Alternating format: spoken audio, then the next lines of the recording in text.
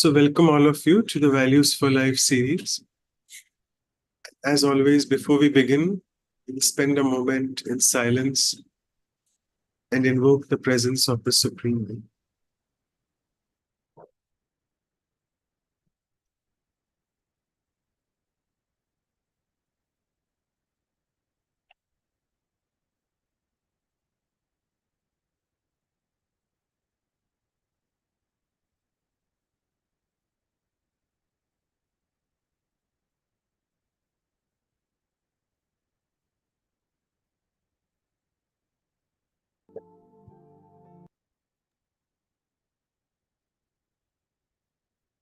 So, welcome all of you. And as we embark on our fifth year of Values for Life series, we always do it with the Diwali. And we are fortunate that this Diwali again, we have with us a very senior Raj Yogi, Brother Ken, all the way from Brazil. So, welcome, Brother Ken. Thank you so much for joining. And thank you. Before I go on to speak about him, let me speak a little bit about this value, because as we know that this is a value which is closely related to the divine festival of Diwali. We call it Deepavali in Hindi. Diwali, the light, the festival of lights. And it is commonly linked with one of the deities called Lakshmi, who is an embodiment of a lot of wealth. We call Sampatti that. And a few days ago in our spiritual class, we had this blessing of why don't you all become Sampattivan, which means full of wealth. Obviously, we'll try to see, Brother Ken will tell us which wealth are we speaking about here. It's not the physical, materialistic wealth. So all of you know Brother Ken very well, but it's my duty to introduce him to you all. As we speak, he serves as the sub-coordinator of the Brahma Kumaris in the Latin America. And he has been a senior Raj Yogi since almost 50 years now, since 1975. He's an author of almost 18 books on leadership and personal and organizational development. And a few books have been translated in many languages. He has been presented with quite a few awards as well. And he basically works as an international consultant in strategic management and leadership development. Apologies for my voice because I have sore throat, so please bear with me. And as always, before we pass it on to Sister Claudia to welcome him officially, I would recite the poem on today's value and him as well. So Brother Ken has gained through his talks, indeed, a lot of popularity. And today he shall share his precious wisdom on the virtue of prosperity and tell us how to develop and maintain spiritual austerity so that we can then lead our life with a lot of dexterity. You see, in today's fast-paced life, where there's a lot of irregularity and people are confused all the time, lacking the power of clarity, Raj Yoga meditation comes to our rescue in this world of polarity and teaching us how to live with thoughts, word, and action in sincerity. Also helping us build our moral muscle and have solidarity so that our life becomes for someone a means of subtle charity and giving time to the self, which has now actually become a rarity. Raj Yoga helps us to abide by principles and live with a lot of integrity.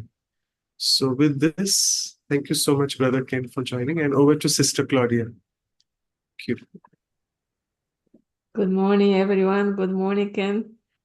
It's a pleasure to have you with us today, talking about a subject so important with prosperity. Everyone wants to have prosperity, but knowing about prosperity on the base of spirituality is a deep one. So it is a fortune to have you talk about this so important subject in our life. So we are really looking forward to hear from you and become more prosperous. So I like to offer you some flowers from Vancouver, from the wet Vancouver. And this is kind of a fall. We are in the fall now. So the fall colors. And that is some rose, some fall colors. So just to remind you that we are in a different pole. So you are in the south in the summer, and we are here in the fall. And so, here is spring. yeah, oh, the spring is. So all the best for all of us, because I know that the spring and fall is quite very nice season. I quite like this fall with all the colors of the trees, and also spring with all the flowers coming back. So we are very happy to have you with us today. So looking forward to hear from you. Thank you, and very welcome. Thank you, Claudia. Thank you, everyone. I want to share with you about this topic, but I'd like to first of all start with a guided meditation, because it puts us right all on the same page spiritually. So just wherever you are, wherever you're sitting, just sit quietly. Just breathe nicely. Just take a pause.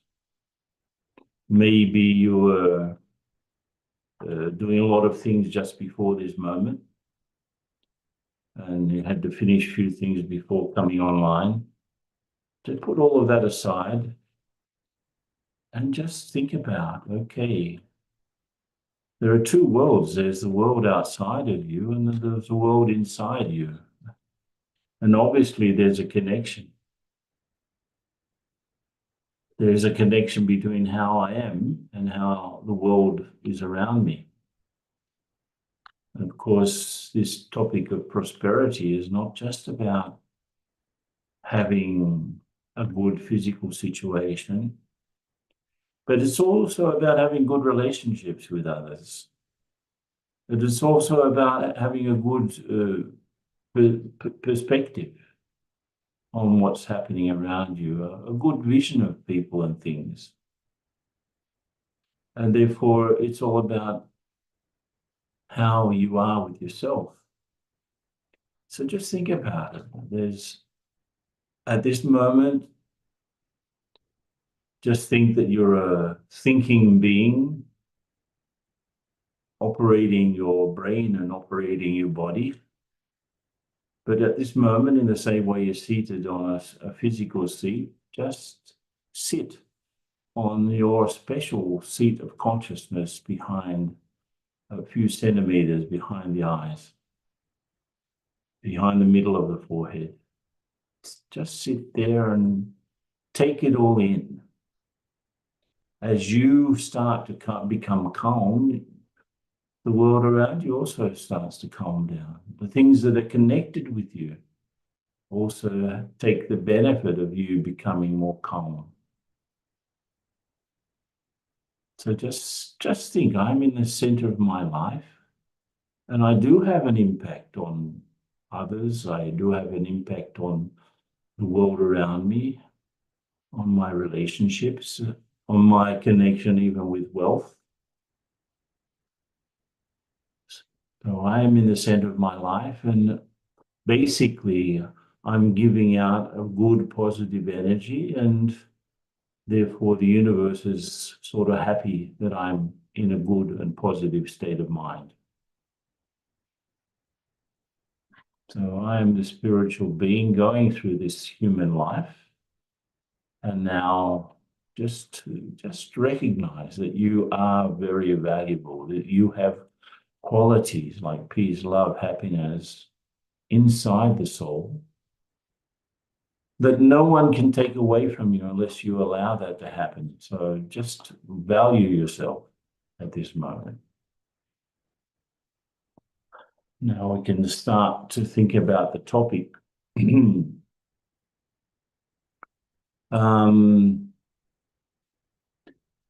This week I was in touch with someone who was talking to me about maybe you know, the UN has what are called the Sustainable Development Goals. They have 17 goals like no poverty, good health, good education, and so on. Rights for women, So these sustainable development goals, they believe that all of these aspects, 17 aspects, would indicate that that particular place is developing in a sustainable way. But they've realized that it's not enough just to make up lists of what a good world looks like, where everything is sustainable. They realize that they have to work on what are called the inner development goals. So there's a whole group of people in the whole world. It's an international movement. And that's why they were getting in touch with me the other day.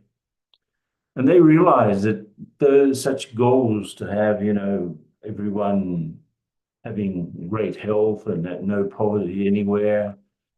They obviously depend on individuals and they depend on inner work. So they figured out a whole list of other values that have to be there in order to have such a world. And they're connected with being, they're connected with thinking, how we think, how we are, how we relate, how we collaborate with each other, how we act. Those are the sort of things that even then, you have one list of what we should do in the world and then another list of what we should do with ourselves. And of course, it's not enough just to make lists of things.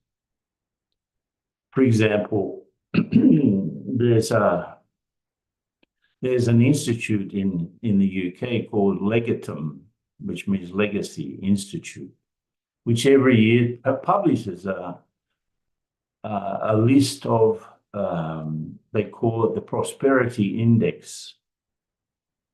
And again, there's another list, and they put, they rank in the last ranking, they ranked 167 countries on these indicators. This is what a prosperous country looks like. There's safety and security, there's personal freedom, there's good governance, there's good social capital, there's I have to see the list here. There's appropriate investments, the environment helps, there are good conditions for you to have business, infrastructure is great, living conditions, health, education, the natural environment, all of these are the indicators. And number one on the list is Denmark. UK is number 12 on the list. Canada is number 13. Australia number 15. I'm from Australia. I live in Brazil. Brazil's number 66. India is number 103 of 167. But if you look at the list again, and if you look at all of those sustainable development goals, they're just physical aspects. They've forgotten the spiritual indicators. And I remember I was in El Salvador. This was in, I think, must have been the 80s. El Salvador is a small country in Central America. And they just had a civil war. And both sides were still, they'd stopped the war. The UN was trying to organize a peace treaty between the warring sides. It was like the right and the left. And the problem is that they'd stopped the war. There were no jobs because they destroyed the economy in the war. And all of these soldiers, ex-combatants, were armed. They had their weapons. Imagine the problems they get. All of these people, no jobs anywhere, no food anywhere, and they're all working around with their weapons. So it was a huge problem. And again, I was there. I was in the Chamber of Commerce. They'd invited me of that country, and they asked them, okay, again, they have the memory of the country when it was really nice and it's very beautiful physically. Hard to imagine that a war would be in such a beautiful country. And they had the memories of how things used to be when things were prosperous, right? So I asked them, okay, what sort of values do you need? Because prosperity is like, it is a value in itself, but there are a lot of adjacent values that help you to have an attitude that leads to abundance. And so in this case, I asked them, okay, what do you need to bring back the prosperous El Salvador? And they said, we need respect, we need cooperation, we need unity. And I was there with a big whiteboard and I was writing these words down. There were about 600 businessmen in the meeting, businesswomen. And I started to write respect, unity, cooperation, determination. So you need all of these things to create prosperity again, to make the society work again. And they said, yes, we need these things. And then I asked, okay, lovely list, but do you know anyone who is respectful, who is unifying, who is cooperative, who is determined, and so on, all of the list? Because it looks like describing an angel. And I asked them if there were any angels in the audience. And the one guy in the front row put his hand up. Yes, me. His name was Michael Angel. That was his name. Angel was his name. So he said, I'm the angel. But of course, it's not a word. None of these values are words. They are attitudes. They are acts. They're not something, it's very easy to make lists. In fact, every time I see a list, I said, oh, not again. People have sat down and worked out what are the list of values that we need to have a sustainable society. What are the list of values that we need to have a prosperous society? It goes much deeper than that. Even when we did Brahma Kumaris in the late 80s, they conducted a very, very big project called Global Cooperation for a Better World. I was involved because I was around at that time. In fact, I was helping to develop it in South America. And the idea of the project was get people to think about what type of world they would like. And of course, if you get people to, we would have sort of round tables here and there. And okay, what type of world would you like? And what type of actions are you prepared to do to bring that world about? And again, everyone, and we Brahma Kumaris, we produced an incredible book. Took a few years to compile because there were over 100,000 initiatives created from this project. And it was incredible because we didn't have internet at that time. Everything was on fax, right? Fax machines. Younger people don't even know what a fax machine is these days. But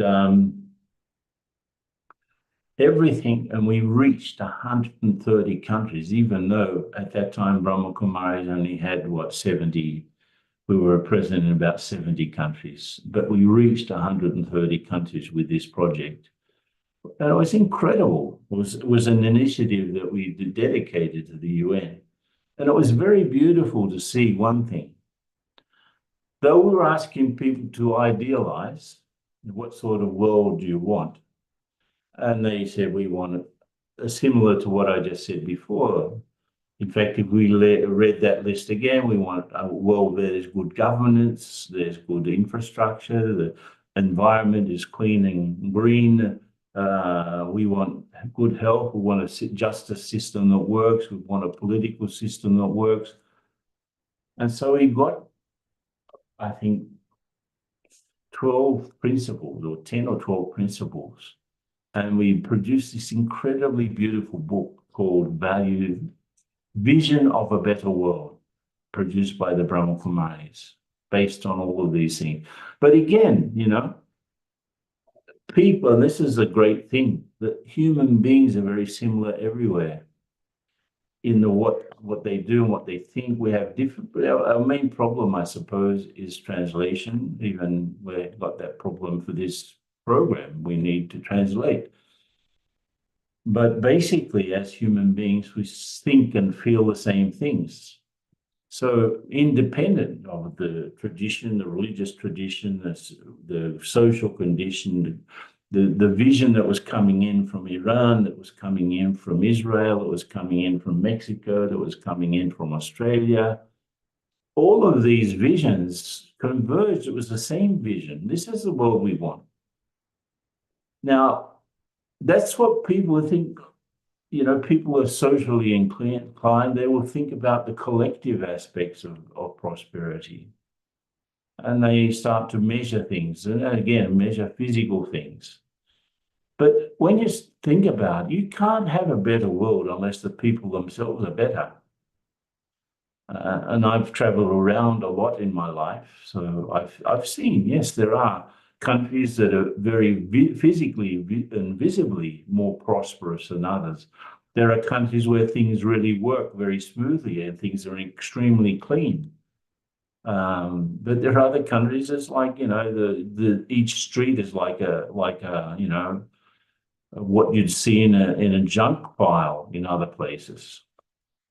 So it's the same world. Everyone is in the same boat in a way too. But the perception of what that the society working like that, and they call it prosperous society or prosperous country, that's what they would say. But what about at an individual level? And this is what I'd like to, you know, I'm going to leave aside the social aspects of prosperity, which are, you know, very, very appealing to a lot of us, because that's what people would like to see. That's when they vote in a new president, they want him to bring about that same list of things, that infrastructure is better, living conditions are better, education is better, safety is better, all of those things are better. And basically what they're saying is that we will vote for you because we believe that you will make our country a little bit more prosperous than what it was. But what about the individual level? And this is what I'd like to spend a bit more time on. The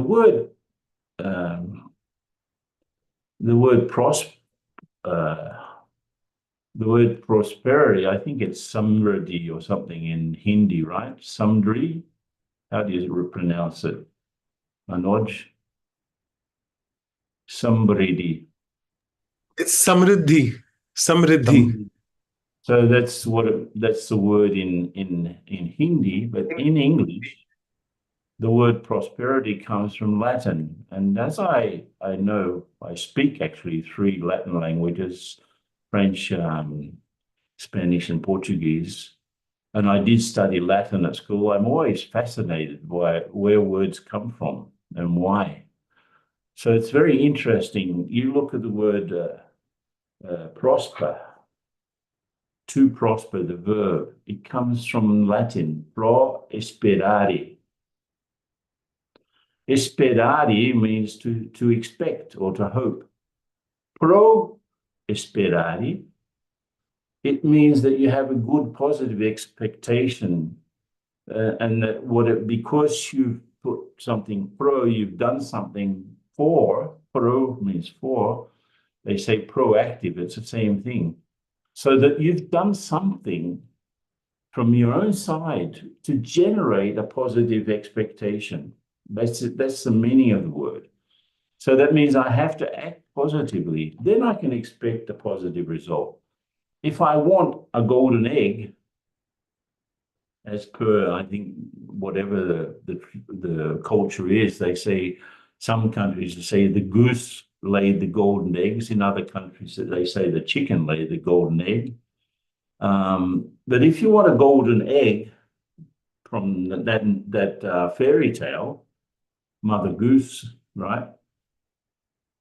You have to have that type of goose. You can't have an ordinary goose. You can't have an ordinary chicken if you want a golden egg, right? So you have to have the means of producing something and not just expect it.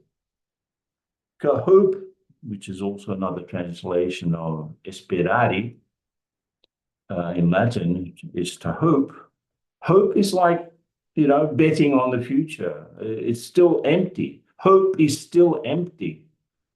It hasn't been fulfilled yet.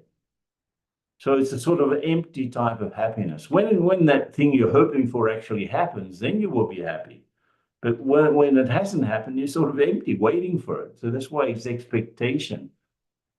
And this is what we really have to work on. I remember having a talk to one of our senior yogis. His name was Ramesh Bhai. He was the accountant of the Brahma Kumaris for decades, the main accountant, one of the senior brothers. In a conversation with him, we were talking about people who were suffering because what they wanted was not happening. And he said something very wise to me that I have never forgotten. We have to deserve and not desire. We have to deserve and not desire. So I know that it's a time of Diwali and people's desires are sort of very alive. If you look at if you try to look up prosperity on YouTube, for example, it comes with a list of prayers that you can have to become prosperous, the worship of particular deities like Lakshmi. In the Catholic countries, they worship Saint Uriel, the Archangel Michael, and others. There are mantras that can produce prosperity, that can attract magic spells. Even in feng shui, there are 28 plants you can plant around your house that can attract prosperity. The way your building is built, so Vastu comes into it, which is a sort of feng shui from the Hindu background. There are, even if you play certain music at higher frequencies, like there are two frequencies, 432 and 888. If you play music at these frequencies, they say that you will attract prosperity. Now, if we go back to Ramesh Bhai's statement, none of that works. Because it is, you have to deserve before you desire. Deserving is a karmic thing, right? So none of these activities like prayer or worship or doing things in a particular way, magic spells, mantras, planting plants around there, or reorganizing your house so the door faces I don't know where. None of those things is more powerful than your own deserving. Therefore, none of those things are more powerful than your own karmic account. I mean, it must have been about 15, 20 years ago, there was that famous book called The Secret, and a film also. It was all about the power of attraction. And the idea, more or less, for lay people, they sort of, if you dream about something, like I'm just imagining I have a Lamborghini, a car, very sophisticated, is parked in front of my house. I start to feed that idea, feed that dream, and suddenly, magically, the car will end up in front of my house. Come on. Nothing will happen because of a desire. But it will always happen if I have the karmic, it's a karmic return that I have to receive. So that's there in prosperity too. It's more like an attitude. But like there are three ways that we can live our lives. The first one is connected with probably the way most people live. They don't have inner calm. They don't have self-control. Things happen around them, one after the other. And so they go rushing from one thing to the other. They are pushed and pulled by circumstances, and they live mostly on the defensive. There's no control. So most people have that. That's their experience of life. They don't have inner calm. They don't have self-control. And in that state, anything can happen, and anything does happen, actually. So you're there incredibly frustrated because every week you put your money on the, you buy a ticket in the lottery, or it's not just money, right? People have such dreams that if I win the lottery, they spend their whole life. If I win, if that particular thing happens. But it's not just money. If I get that, if I solve my problem with my family members, things will be wonderful. It's like if, but what am I actually doing to make that happen? If I want happiness, I have to have the means of producing it, not just the desire for it. So the first way is in a state of lack of self-control. Anything can happen. Things do happen one after the other, and we're pushed and pulled and pushed and pulled, and living mostly on the defensive is sort of, it's in business, they call it living in the firehouse, like you're there waiting for a fire to happen, rather than having prevented all fires by another sort of methodology. The second way that we can live is connected with planning and thinking. And a lot of people do this, they plan their future. So in this way, we try to make things happen, like force things to happen. In fact, we do have partial success. But because of the surrounding chaos, even though we have a great plan, and I worked, as Manoj said in the beginning, I've worked many years, and I still do, in strategic execution, strategic planning. And it's not easy. Like 10, I would say 30 years ago, you could make a 5-year plan. These days, you can't make a 5-month plan, even sometimes a 5-week plan. Things change so rapidly. So here we are planning and thinking that I want this future. And so you do it very carefully. And I want to earn this much money. I want to have this type of job. I want to have perfect relationships or good relationships. I want. But because of the surrounding chaos, many situations still arise for which we are completely unprepared. I was doing some work in the south of Brazil a few months ago, and I couldn't continue because there were disastrous floods. So nothing, even though we had many meetings, nothing, because of those disastrous floods that left 97% of that particular state underwater, was the biggest flood that has ever happened in this part of the world, in South America. And so with all of these weeks and months of careful planning, and a flood comes and literally wipes everything out. Nothing could continue.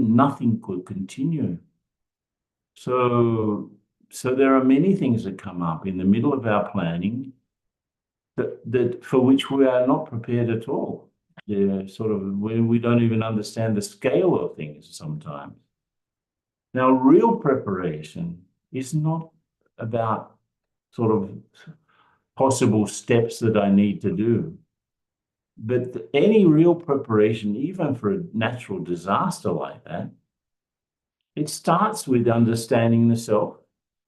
It starts with understanding the basic laws of the world around us, the spiritual laws that govern things.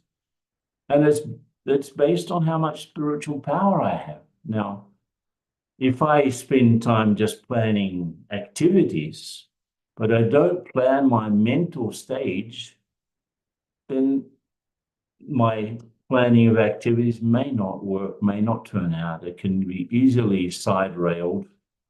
And something has happened that I don't understand. So even types of meditation don't prepare me. So let's say I've been spending months practicing mindfulness, right? It's a very popular form of meditation, which basically is like I become attentive of what's happening around me. I pay more attention to my thinking, my breathing. I pay more attention to the moment. And okay, wonderful. But let's say while you're sitting there paying attention to the moment, your mother dies. And that's a possibility these days. Anything can happen anywhere, anytime. That's what chaos is. So you're paying attention to the moment and breathing properly does not prepare you for the death of your mother or the loss of a job. That depends on your self-understanding, understanding what it is there behind life and death, in this case, and it depends on how much spiritual power you have to adjust immediately or as quickly as you can to what's going on around you. So having that sort of, you do a meditation technique. Let's say you chant a mantra for, every day. Let's say, okay, in the front of your mother's death, you're just going to chant a mantra. No, you have to understand what's behind the things, what's happening there, what's behind life and death, what actually is going on, what are the souls' roles in this world, how souls come and how souls go, what governs our thoughts, words, and actions, the role that karma plays in making things happen. Like if I have a deeper understanding of life and death, someone dies, I understand the soul has left the body. And I understand that there's another place that's, you've got one family grieving because someone left. But on the other side, where the soul is going to a new birth, that family's very happy that someone's coming. So if I understand the whole thing, and I can see things objectively without attachment, then I can adjust myself. So your first way to live is in a state of lack of control, and anything can happen. The second way is to try to make things happen, even though they may not. And the third way is connected with this state of inner control and well-being that I just mentioned. And if I'm in that state, circumstances tend to cooperate naturally. And even if an unexpected obstacle appears, I can deal with it from this state of inner calm. So it's really not a great difficult. It's really not difficult to see which of these three ways we would prefer to live. Now I've seen this in my own life, how things flow. If I'm in that positive state of mind, pro-esperare. Pro means be in a positive state.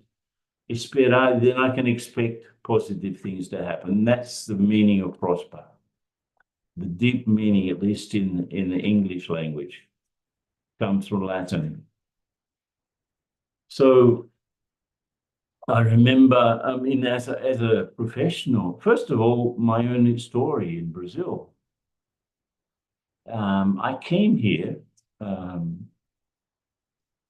with the desire to serve only. And this is very important. If I want the universe, and this is what Goethe, Johann Wolfgang Goethe, is probably the most famous German writer. He said that things tend to, if I am committed, then the universe will appreciate that commitment. That means the universe will do things to help me. And committed is another word also that's very interesting because it means to be connected with something. Com is with. Miteri means to connect. So I am connected with something in a deep way. So I was asked to come to Brazil. I was requested to come here by the the then lead of Brahma Kumaris, who was Daddy Prakash Mani, she asked me if I could come. And she said, we've got an invitation here, but if you just try it, you know. She said the invitation is actually to help someone for 3 months and then to see if it prospers. And this is, you know, that was actual language. Yes, if it didn't prosper, I would then go back to Australia. So I came here. But the thing is, she asked me in February, and I had a good job, which helped me in 2 months. I was able to earn the money for the ticket, but I arrived here in Brazil with $200 in my pocket, and just with an incredible desire to serve. So if I'm not wanting anything in return, and I'm serving from the heart, I'm touching souls, they will help. So my experience, my own experience of prosperity doesn't mean that I have a lot, but it means that everything flows. Everything, the universe has helped me. I mean, what it means, the universe has helped me. If I decide all of this, I would probably have a lot of a hard time. But if I was just in that, I'm just more altruistic, I'm just God's instrument, and let me help people to understand themselves. Let me help people to come back to themselves. Let me help people to connect with God. And that was my desire only. So I arrived here and things started to flow. You know, one person, he had friends, those friends came, then the friends had friends, and they had family members, they brought people along, and I would give many courses. In fact, it was like a doctor's consultancy or a surgery. In those days, I would give courses one-to-one. So I'd have a student from 9 to 10, from 10 to 11, from 11 to 12, lunch, then after lunch, 2 to 3, 3 to 4, 4 to 5, and so on. So one after the other, and all this big group of people started to become interested.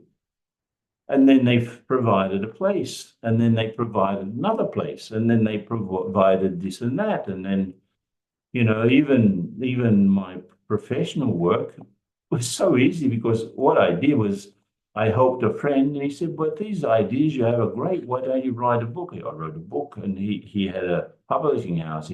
He published the book, and the book became very well known, and the book opened so many invitations. Can you come here and do this? Come in. And so I started to easily earn money. And my experience was, what I used to earn in a month, I started to earn in a week. And what I used to earn in a week, I started earning one day.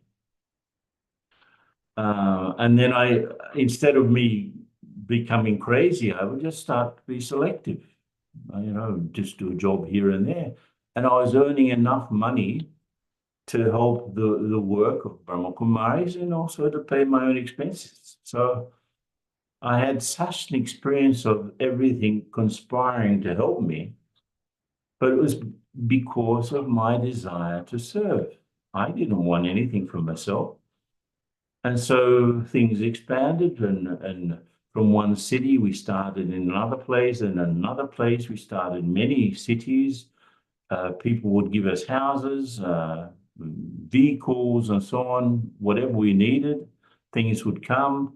And then I started the same thing in other countries nearby. And so we started serving from here, we started serving all of South America, and then later on Latin America, the Central America and Mexico. So it was an incredible experience of being sustained. So if I think about prosperity, I would say that it's actually God's sustenance and my fortune. It has to do with fortune. And basically, if I think about it, what's helped me, and I relate it back to the beginning of the talk, Prosperare means to prosper. The pro means what I have to do. And pro also means something that's connected with benefit. So if I bring benefit to the whole, in this case, going back to Goethe's phrase, the universe will conspire to help me, to assist me. So if I live for the benefit, a bigger benefit than just myself, there's no way that I will be denied what I need. And this is the whole thing about prosperity.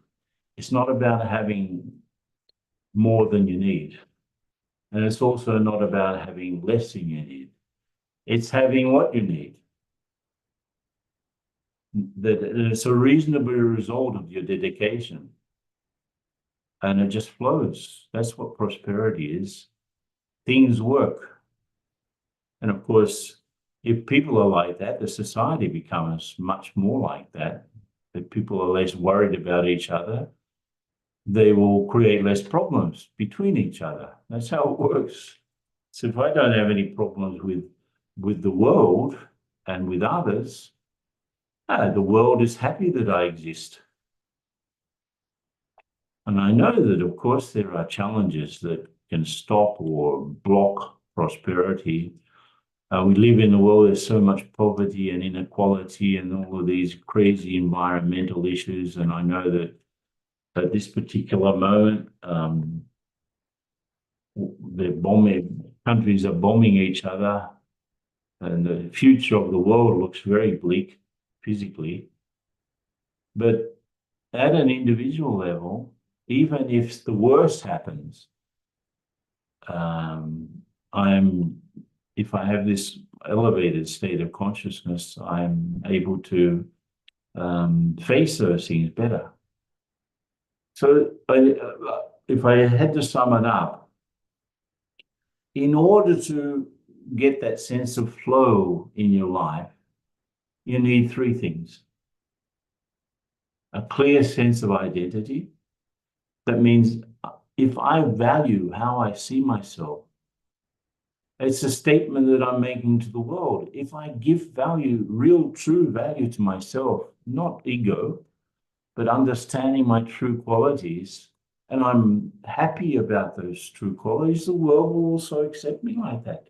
If I don't value myself, the world will not value me.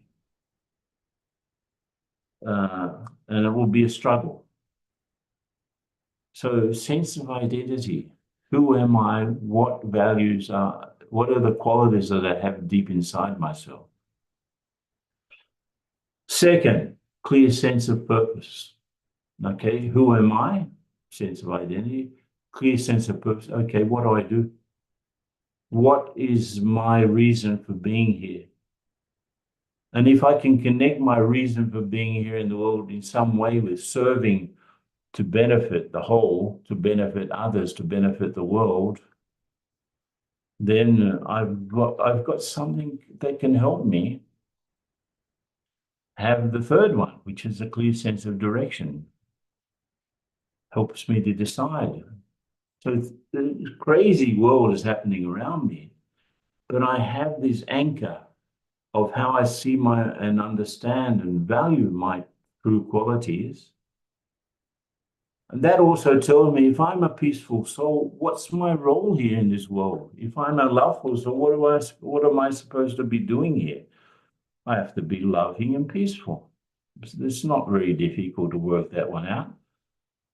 Then, of course, there are secondary roles like professional things and families, but the primary role is connected to my deep spiritual identity.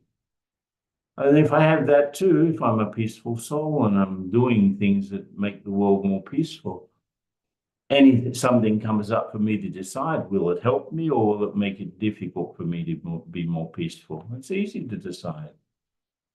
So if I can work those three things out, a sense of identity, a sense of purpose, sense of direction, then I will start to feel that the world is flowing around me. So, I mean, there's a few things that I wanted to share. How are we doing for time? You still have 10 minutes if you want to carry on. Then we'll take the questions. I hope that's okay. Yeah, it's okay, but I wanted to conduct another meditation now. And even another one after that. Let's see. So just everyone, I'd like you to think, okay? Again, we'll go back to that state. I want you to sit nicely on your seats, not slouching and not sort of rigid. Just take a breath.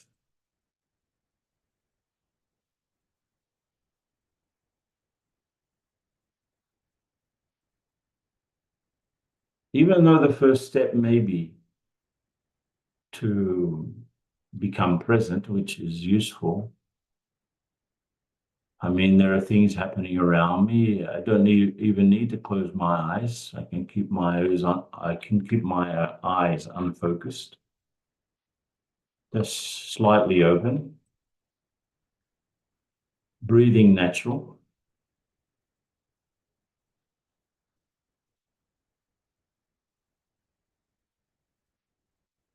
The world is going on around me, wherever I am. You know, people are listening, tuning in from all over the world. So wherever you are, you can actually visualize your town or the place where you live. Maybe you live in the countryside. So you're in a physical place. You're in the present moment physically also. But between it's like at this moment, I'm literally between the past and the future. The whole past, whatever it is, until this moment's gone, finished. And the whole future, whatever it is opening up in front of me. So I'm literally in the present. My mind is in the present. There's lots of lessons from the past, thank you. Lots of possibilities in the future, also thank you. But at the moment, I'm content with whatever I have. What a fortune it is to be able to sit and to become calm in a crazy world.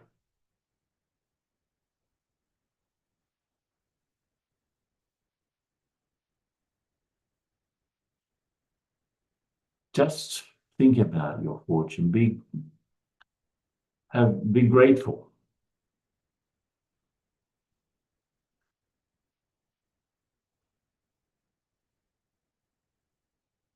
And just as I've stopped jumping around, so I can feel my own peace. Peace is my state of rest. That's a deep thing. It's a quality that I have inside me. I don't have any desires at the moment, any false expectations. So I'm content. And that's another quality that I have deeply. These qualities are properties. It's like the sweetness of sugar. You can't take away the sweetness of sugar unless it's some fairly heavy chemical reaction. Sugar is sweet. So I am peaceful exactly in the same way. It's my property, not even a value, it's my property. I'm that. I'm also loving because I really don't, because I don't want anything from others. I can feel love for others. I don't need love from others. I need to feel love towards others. So let me just be loving at this moment, like a lighthouse radiating love. Just imagine. So in this state also, as a soul, as a spiritual being, there are other dimensions. I'm not from this physical dimension. I'm not made up of matter. I am a spiritual energy. Matter makes up my body and the things, physical things around me. But I am a spiritual energy, conscious energy. And my origin, therefore, is not from, like they say, the body goes back to dust and dust to dust. The soul doesn't go to dust. The soul continues. So there's another dimension of things that we're not aware of. What is a spiritual dimension? So it's like there's a parallel dimension to this physical one. It's not a place that we can get to in a spaceship, but I can get to there by sort of a jump of consciousness. So I remember the dimension that I was in before I came to the physical world. I remember. Well, how can I remember? Because it's recorded in me. So I remember a dimension of sort of light,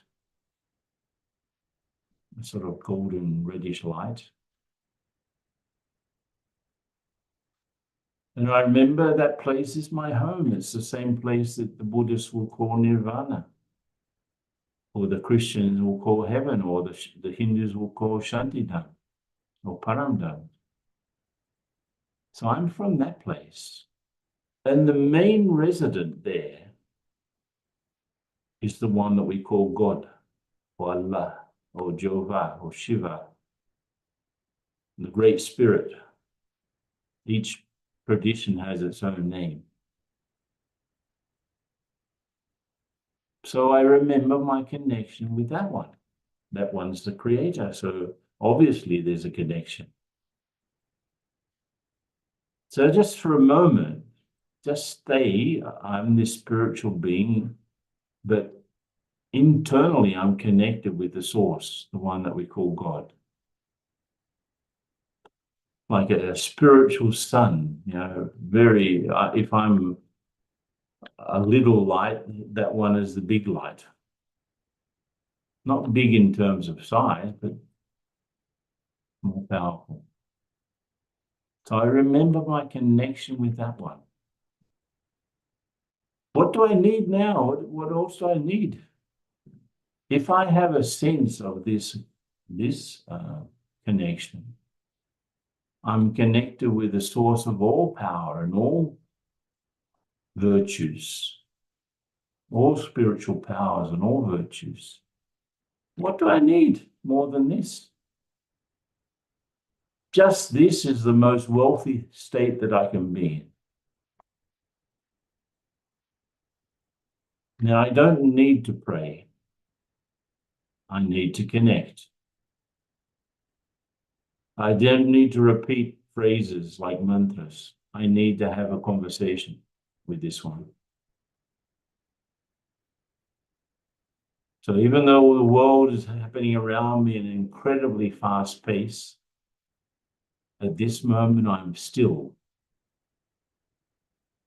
I'm connected. And I'm full. Don't need anything more than this.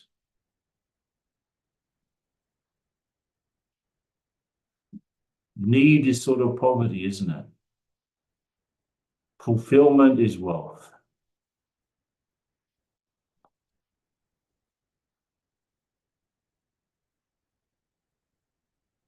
So stay connected like this and you'll feel fantastic.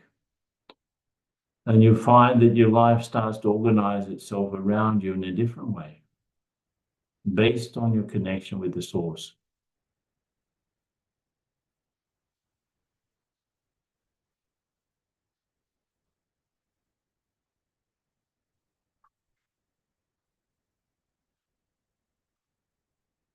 Okay, let's stay in this state for a little while longer, enjoying.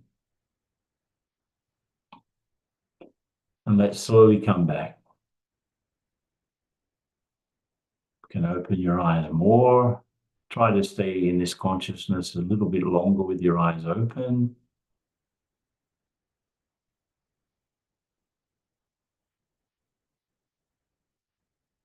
So, good to be back again. This is what it means to be Om Shanti.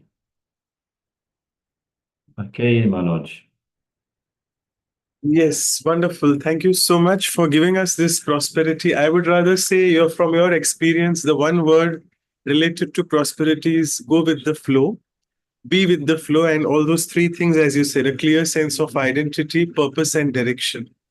So, someone is asking here that related to the law of attraction, as you rightly said, that we don't get what we desire, but if we deserve, we'll get it if it's there in the karmic account. If I want to get it, I'll definitely get it, as you rightly got it when you started the service in Brazil. But what should we do so that the law of attraction always works? You mentioned about the power of attraction, and there's a law as well, spiritual law. I presume it's the same thing which you were saying. So, what should I do so that the law of attraction works for me and I get whatever I want? No, it's a little bit different. You won't get whatever you want. You will only get what you deserve. Right. So people, they build up like happiness is a future event. When I get this and when I get that and when this happens and when that happens, I'll get the happiness is before. Happiness is a process. You don't need to go anywhere to get what makes you really wealthy. So it's not really going after things. It's to bring out what you have internally. It's the sort of a paradox. Even in today's spiritual class that we call Murli, there was a story of the princess has had the necklace around her neck, and she was looking for it everywhere. And someone said, "No, it's around your neck." So we're looking for all of these things. We're planning for all of these things. You just stop and think, what do you really need? You need, basic food. You need shelter. You need a sufficient situation. You don't need more than you need. Like Gandhi used to say that there's enough for people's needs, but there's not enough for their greed. So if what's motivating me to get things is to acquire something or to have something that will make me feel greater than I already am, it's the wrong premise. It's not the right, it's not the way that you go about getting things. I can give an example. In fact, it happened with a company that I was their main consultant, the biggest paint company in the world, actually. And we did work for them in the whole world, in every country. But here in Brazil, I was the main consultant for the president for Latin America. And this was for 4 years or so. And it was interesting because they without going into the spiritual details of what was behind this, I told them about what's called the divine triangle, which actually was something that Pythagoras used to refer to. So you have, let me see if I can do it here.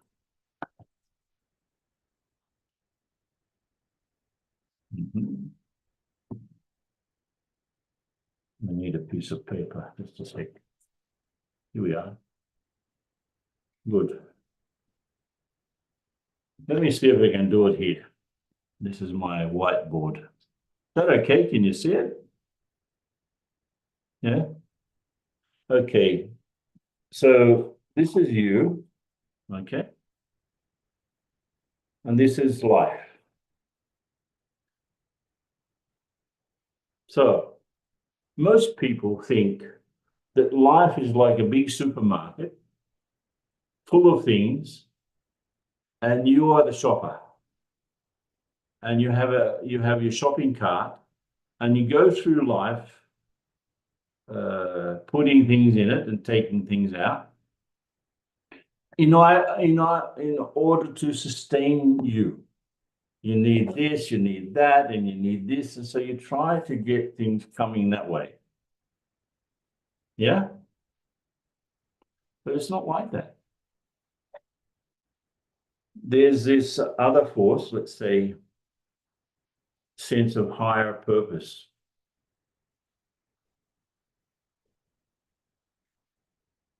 You could even say God. But you see, you want things, you try to get things to come to you. And so you fill up your shopping cart and you go by the cash register, but you don't need to pay, right? There are no consequences from what you put in your cart. Mostly people live inconsequentially. But what's happening, these higher things that Goethe called the universe, it's already sustaining nature, right? It's like these higher things, the higher laws and the higher principles already sustaining things. So instead of me try to get things out of life for me, if I connect here, right? If I connect there, what happens? It comes to me. It comes to me. Let's do that again. So what I want will come to me if I connect this way. What I want will not come to me if I try to, drag it out from life to me. It won't come. I have to connect up to the higher purpose. That's what I was saying before. I'm serving the whole. I'm helping in the whole thing. I don't really not need anything for me. But whatever I do need to continue, it will come to me. It's a natural. It's like a river gives water, right? A river doesn't sit there charging people to drink from it, or the sun doesn't shine and charge us for his rays, or the air doesn't charge us to breathe. It just gives. So if I have that nature of giving, that's the law. Giving is receiving, right? If I don't give, I won't receive. And that's the secret. That is the secret of the secret. Okay? Wonderful.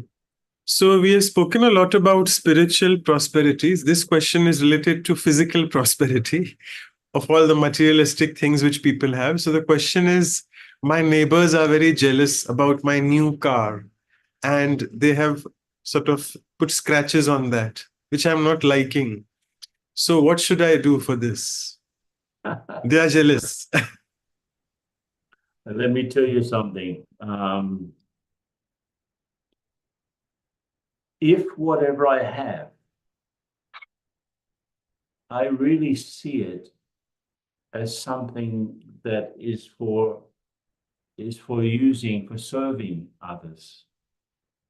It's not just for me to admire and make me feel great that I have a good car. Because what that does at a subtle level, it attracts jealousy.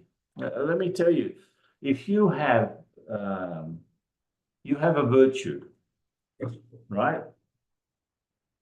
And you are very proud of that virtue. What happens? The people are jealous of that virtue. But if you use that virtue to do benefit for everyone, no one has jealousy of you. You inspire people. So our possessions inspire jealousy because we have attachment to them. If we use whatever we have to serve, It's like this is just a vehicle. It can even be a comfortable vehicle, it can even be a beautiful vehicle. But if I have attachment to it, my attachment to it is attracting attention unnecessarily. It's my attention that attracts the attention of others, or the way my attention is. There's that story you were talking about, going with the flow. There's that old phrase from a medieval church in England that says, where attention goes, energy flows. And where energy flows, life grows. So you can do that in a negative way. Where my bad attention goes, bad energy flows. Where bad energy flows, bad things grow. That sums it up, right? Yes, wonderful. So it's a self-checking that where am I? Okay. So another thing which at Brahma Kumaris is very famous is about a golden age, a new age which is coming. And there's a slogan which we all hear, and people are asking about peace, purity, and prosperity. These three go hand in hand. So do you want to throw some light on how prosperity is related to peace and purity? Well, yeah, there's actually what I said in the whole talk was that if I'm okay with myself, the world will be okay with me. And that requires me to see my own value, not just recognize it, but to really celebrate my own value, not in an arrogant way. But it's as if I have a sign in front of the world. I really recognize and love myself. I have a pure consciousness about what my meaning is in this world. And I recognize my qualities without any arrogance. I'm okay with that. Then the world would be okay with that. So peace and purity are actually the input, and the result is prosperity. And prosperity is the result of peace and purity. So peace, what it is, it's my own real state, my own basic foundation. Purity means that there's no mixture. There's no ego mixed in me.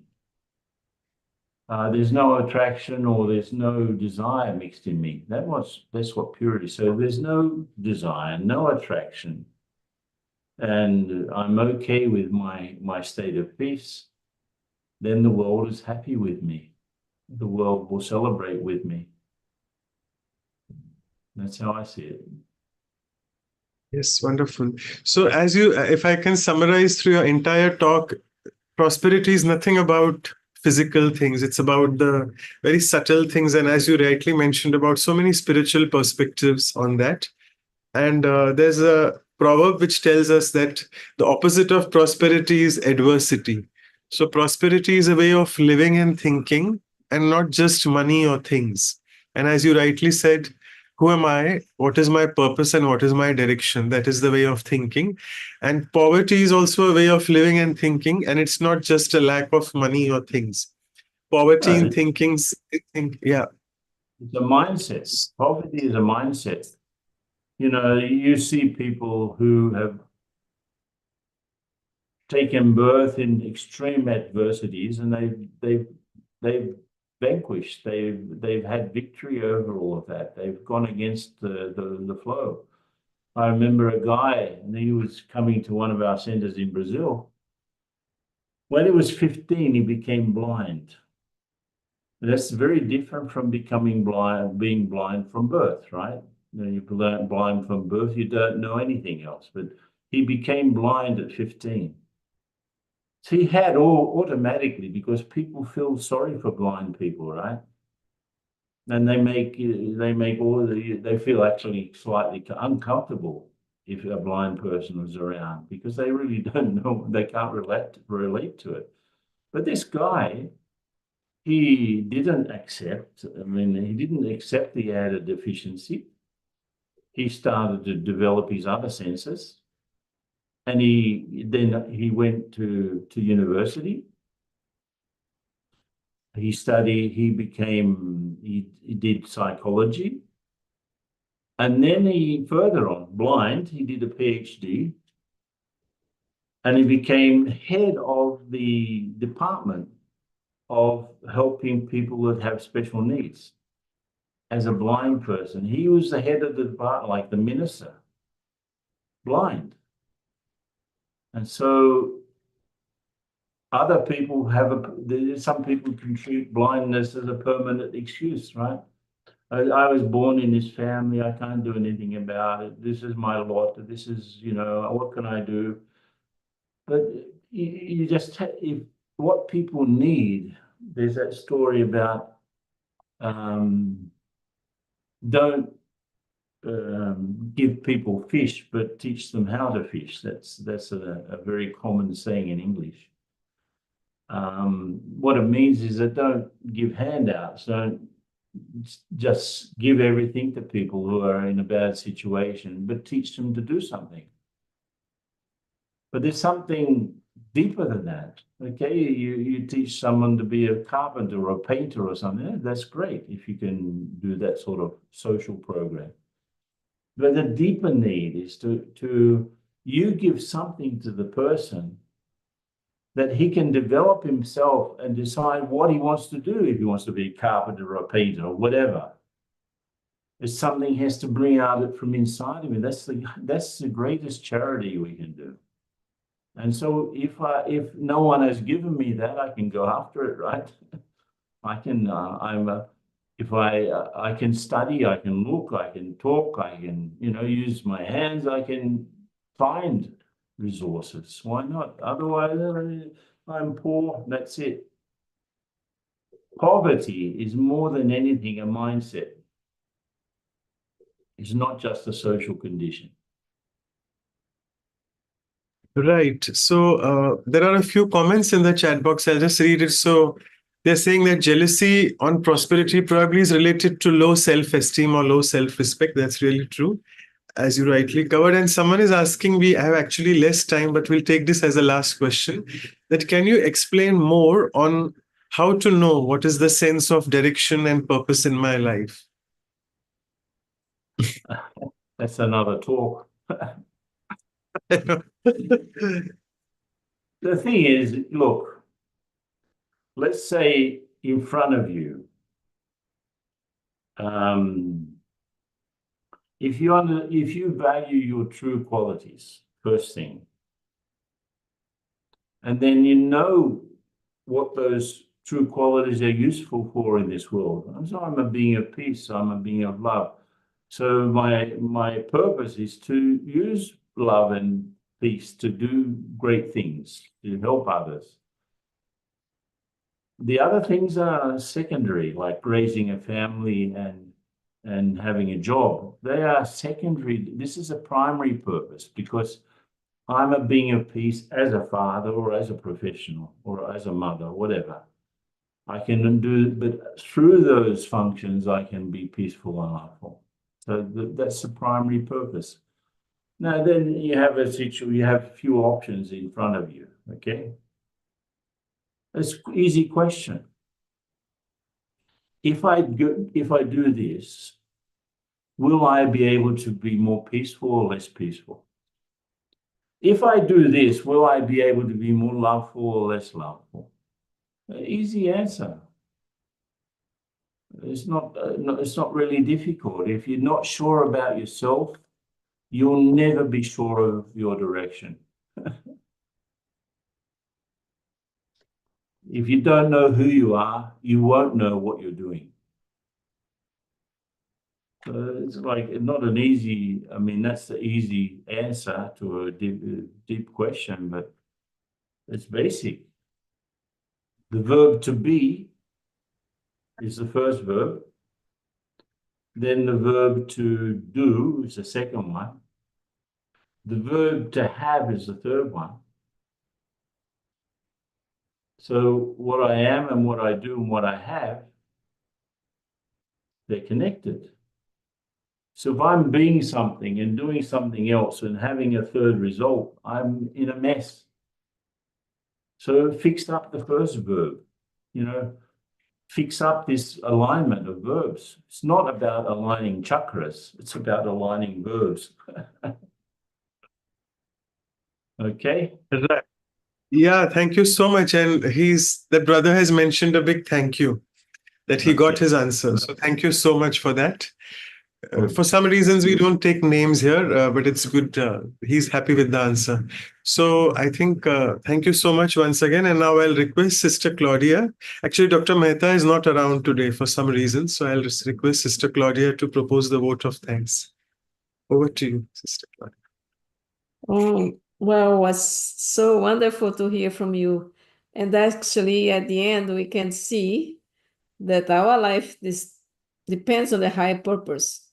Because if we don't have a real, that is at the end, we can see if there is not a high purpose, nothing happened really. And it's good to see when you said at the end, what the three verbs: to be, to do, and to have. So that brings also the high purpose. If I have a very high purpose, then what I am, I'm going to do and I'm going to have. So actually, I like also when something doesn't come to us, is beside we know is a karmic account, sometimes a karmic account of the whole family or country or whatever is connect. So that means there is no that that good feeling, that good karma, and that's why we don't deserve. We don't deserve. And if we don't deserve, we don't get it. So it's kind of a very nice to see to become prosperous, what we have to do. What we have to do. Have these three verbs align, have a high purpose, and have a good karmic account. Thank you very much. Very good. That's Thank the you. essence of what I said. You summarized it better than me. Thank you. Thank you. Yes, wonderful. Bank account does follow the spiritual prosperity, definitely. Right. We don't run out of anything. Good. So I'll request Sister Anu now to go ahead and do the announcements and take the photograph as well. Thank you. Over to you.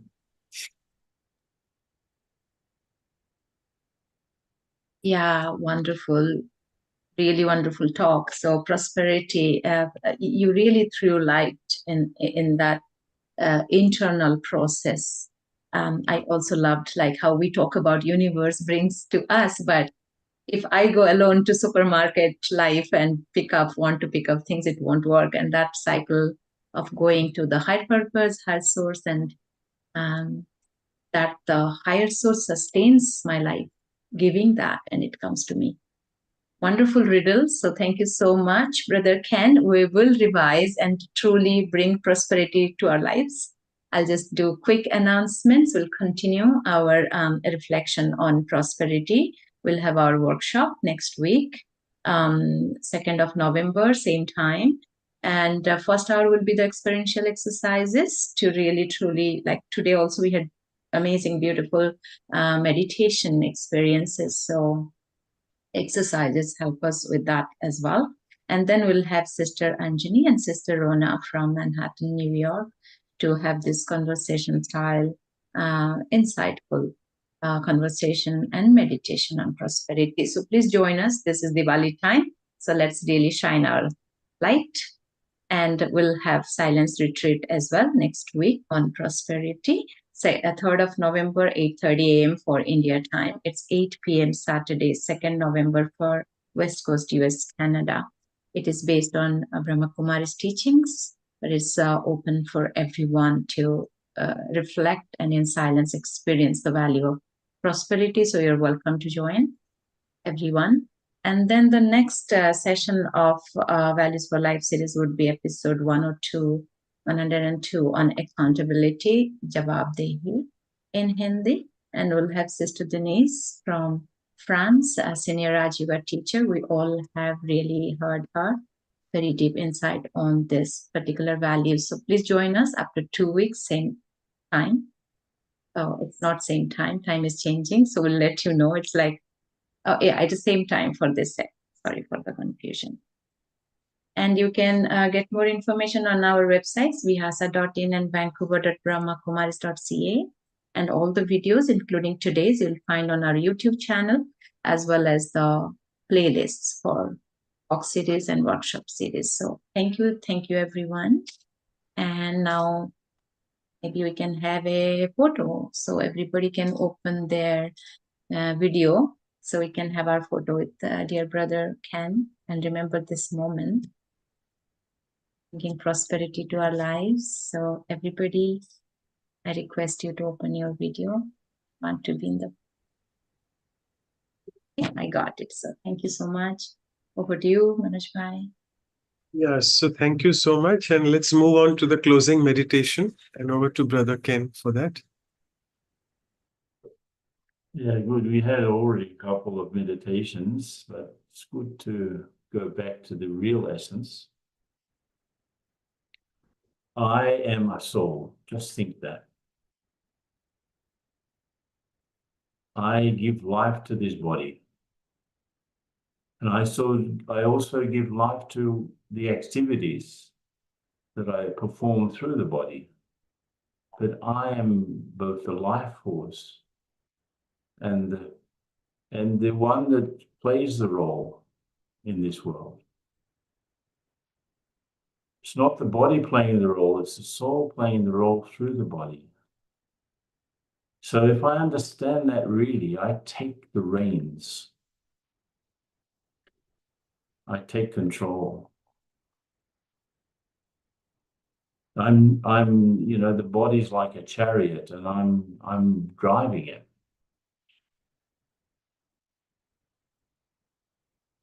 And I'm doing things through it that help the world. If my energy is basically of giving, situations that I come into, relationships that are forming around me, but my basic motivation is to give, then I will not ever need anything. Things will happen because of that nature of giving. Whatever I need will be there. Enough money, enough shelter, enough food, enough situations, enough harmony around me. The world around me, in fact, takes shape in that way because of my attitude of giving. And the one who makes me give, the one who inspires me to give is God.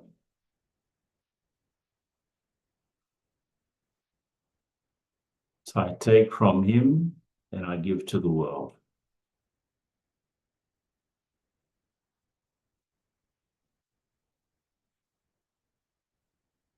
So all the best, everyone. Take care. And I'm sure you go deeper into this in the workshop next week. Thank you so much, brother. Thank you very, very much, Brother Ken. Thank you, everyone. Happy Diwali. Happy Diwali. Very good. Happy Take care. Diwali. Yeah. Happy Diwali.